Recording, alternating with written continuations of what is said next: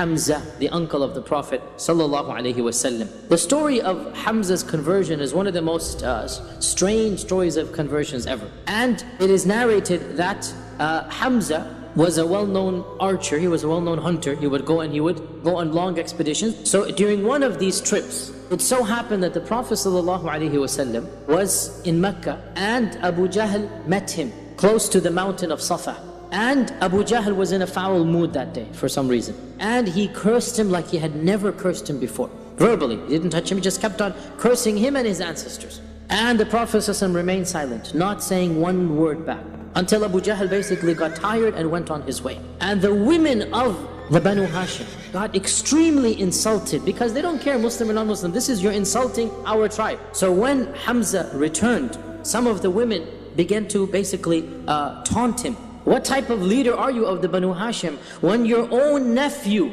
is insulted and no one stands up to defend him? So he said, what happened? So they said, Abu Jahl stood there for 15, 20 minutes, however long, just haranguing him, just insulting him, and not one person stood up to defend him. And he said this and he said that, and they narrated all that he said. And Hamza's blood began to boil. And he asked, did the other people see, was this a public insult? Because it's a matter of pride for him. They said the whole of Mecca saw it. And so he basically lost it. And he marched to the Kaaba, still with his bows and arrows and hunting equipment, and he marched straight to Abu Jahl and took his bow and smacked him across the face with his bow. Caused a huge gush of blood to come out. And he said, how dare you curse my own nephew? And then he didn't even realize what he was saying, and he blurted out, and I too am a follower of his religion. He didn't plan this, it was just anger. And when he hit Abu Jahl like this, and Abu Jahl was sitting down and he was standing up, the Banu Makhzum that were around him stood up to go and defend him. But Abu Jahl said, leave him be. For wallahi, today I cursed his nephew like I never cursed him before. And then Hamza returned home, confused, dazed. What am I going to do now? I don't know if this is the truth or not. And he made a dua to Allah subhanahu wa ta'ala, and he said, oh Allah, you know that I am one of the leaders of the Quraysh, and I have now said something that I don't know, I cannot take it back, it's too embarrassing to take back. So if this matter is true, then cause my heart to be guided to it. And if it is not true, then cause me to die right now. And he spent the most miserable night of his life, tossing, turning, thinking what to do. And the next morning he went to the Prophet ﷺ and he said, oh my nephew, this is what happened yesterday. So the Prophet ﷺ stood up and began talking to him, admonishing him, telling him about Islam, exhorting him, convincing him of La ilaha illallah, until finally after that conversation, Hamza said, I testify that you are a truthful person and you're speaking the truth, and now I don't ever want to return to the paganism or the religion of my forefathers. So when Hamza accepted Islam, this was a big boost for the Prophet ﷺ, because he finally had support from the elders of the Quraysh. And when Hamza converted, Ibn Ishaq says, they had to tone down their animosity. They had to tone down the irritation of the Prophet ﷺ and the Muslims. A few days later, according to one report, 3 days later, Allah followed it up with another boost. And that was, of course, the conversion of Umar ibn al-Khattab. Ibn Umar ibn al-Khattab's son, Ibn Umar says that the Prophet ﷺ had made a dua to Allah. The Prophet ﷺ had said, oh Allah, bring glory to Islam with one of these two men who is the more beloved to you. Either Abu Jahl or Umar ibn al-Khattab. And Ibn Umar said, Umar was the one who was more beloved than Abu Jahl. How did he accept Islam? It is narrated that once Umar ibn al-Khattab went during the evening, and Umar was, as most of the men were, he loved to drink. So he went out at night having a craving for drinking. He was young at this time, 25 years old or so, where all of the young men would go and drink. And he found that none of them were there. He went to another house, then for some reason they were not there. He went to the wine cellar, even the wine cellar was not there, the one that they get their wine from. So he said, let me just go to Tawaf now, get my mind off of this craving. So he went at night to the Kaaba, and there are no lights there, it's a dark place, you know. And he heard the Prophet ﷺ reciting Quran, all alone, in the middle of the night basically, right, praying in front of the Kaaba, subhanAllah. And so Umar thought to himself, now is my time to beat him up, do something. Nobody's here, all alone. This is my time to basically get some revenge and, you know, do some dastardly deed, and nobody's gonna see me. So he quietly crept up behind the Prophet ﷺ and Obviously he's reciting Quran. What's going to happen? He stopped and he began listening. And nobody knew he was there. Even the Prophet was oblivious. He was completely lost in his recitation. And Umar is narrating the story himself. It is narrated in Muslim Imam Ahmad. He's narrating in the first person. And he said, I stood behind him and he began reciting Surah Al-Haqqa. الحاقة ما الحاقة ما أدراك وما أدراك ما الحاقة كذب ثمود وعاد من القارعة. And he said فتعجبت من تأليفه. I was amazed at the rhythm, the sequence. And while the Prophet is reciting, this is an amazing story, he began to think to himself, where is this coming from? So he said, هذا والله قول شاعر. This is, wallahi, this must be the statement of a beautiful poet, just like the Quraysh are saying. And as soon as he thought of this, Surah Al-Haqqa says what? وَمَا هُوَ بِقَوْلِ شَاعِرٍ قَلِيلًا مَا تُؤْمِنُونَ. So then Umar says, okay, it must be a kahin. It must be a sorcerer. What is the next verse? وَلَا بِقَوْلِ كَاهِنٍ قَلِيلًا مَا تَذَكَّرُونَ. Right? So Umar says, where is this from then? What's the next verse? تَنزِيلٌ مِّن رَبِّ الْعَالَمِينَ. What if he's inventing it? وَلَوْ تَقَوَّلَ عَلَيْنَا بَعْضَ الْأَقَاوِيلِ لَأَخَذْنَاهُ بِالْيَمِينِ ثُمَّ لَقَطَعْنَا مِنْهُ الْوَتِينَ. Basically, it's a conversation that Allah is having with Umar ibn al-Khattab through the Prophet ﷺ, and the Prophet ﷺ doesn't even know about it. Because he's just reciting the Quran and Umar is just thinking thoughts to himself, right?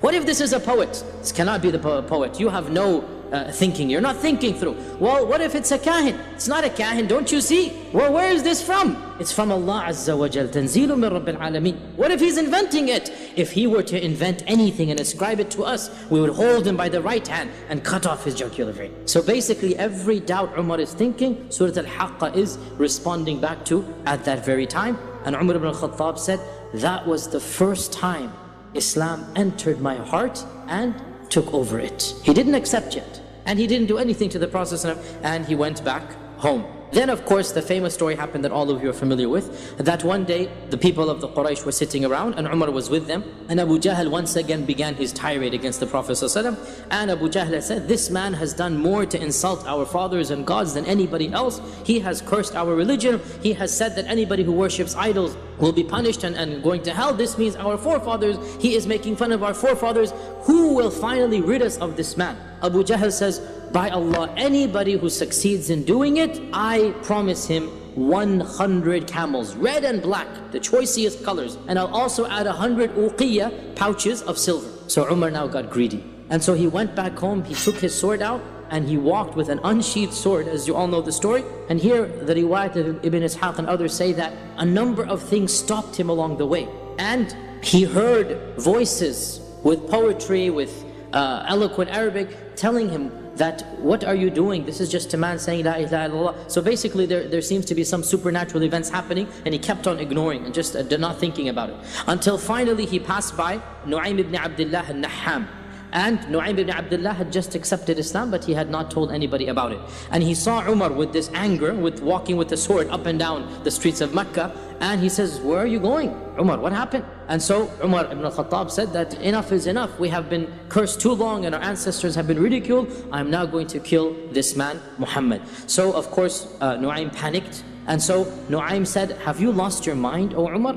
Do you really think that the Banu Abd Manaf, the tribe of the Prophet, the Banu Abd Manaf, the Banu Hashim, will allow you to walk on the face of this earth after you kill one of their own? You're not going to live any longer. And if you really want to do something, go back and fix your own family first. What do you mean, fix my own family? Don't you know? No, what do you mean? Your own sister and your own brother-in-law have accepted Islam. When Umar heard this, he became even more enraged, because this is now a slap on his face. This is insulting. And so he marched to his sister's house in anger, and as he came close to the door, he heard the recitation of the Quran. And so Umar barges up, began slamming on the door, and he hears scurried sounds that Khabbab is being put in the closet, and Fatima took the Quran and basically almost sat on it. She put her skirt on top of it. Come in, what are you doing here at this time of the day? What was this noise I heard? This humming and drumming, what was this? She said, no, you didn't hear anything. She goes, by Allah, I know what I heard. And rumor has reached me, or I know now, that the both of you have accepted Islam. I know it has been told it. And they began to deny it, and Umar is already enraged, and he took a step forward to basically punch Sa'id, his brother-in-law. And when he took this step forward, Fatima stood up to try to stop him. The blow landed on her forehead instead of his. And when he punched her, her lip basically burst open and the blood began to flow down. And when this happened, the both of them became enraged. And they said, yes, so what? Do it as you please. We have accepted Islam and we believe in the Prophet ﷺ. Now when he saw the blood and he saw the sincerity, really that's all it is, the courage from both of them, again his heart softened. And again we see Umar had a harsh side and he had a soft side.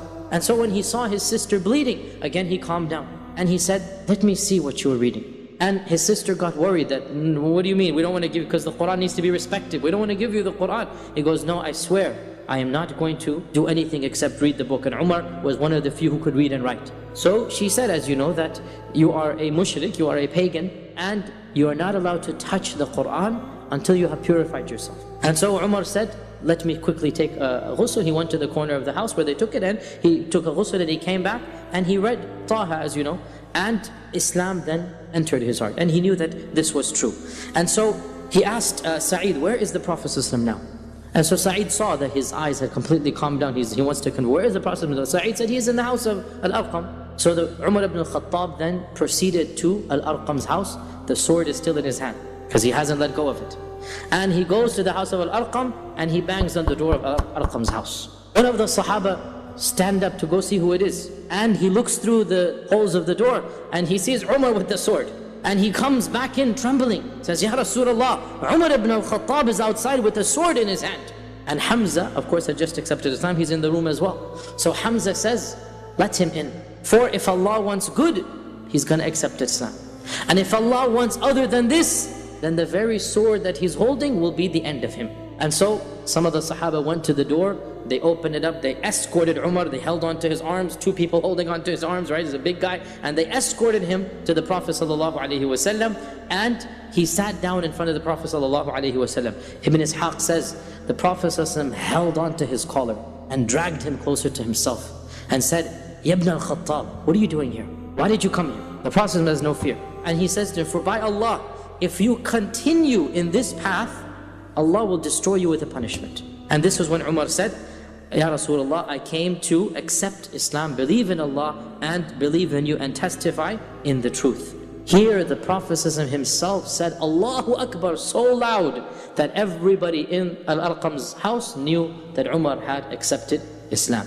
And this was when, after the conversion of Umar, they for the first time publicly went to the Kaaba and they prayed publicly for the first time, and they said that the riwayah says they were around 40 people. And the conversion of Umar, along with the conversion of Hamza, it most likely occurred in the month of Dhul Hijjah of the 6th year of the Da'wah. With these two conversions, the Quraysh really felt threatened.